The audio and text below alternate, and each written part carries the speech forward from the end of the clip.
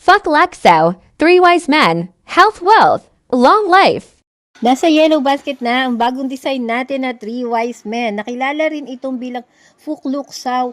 Ito ay tatlong Diyos ng Chino na sumisimbolo sa kalusugan, kayamanan at mahabang buhay. So i-check out nyo na yan habang may stock pa tayo.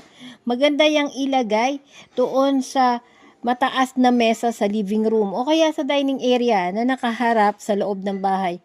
Mga boss, wag natin pong ilalagay yan sa tapat ng banyo o kaya sa ilalim ng beam.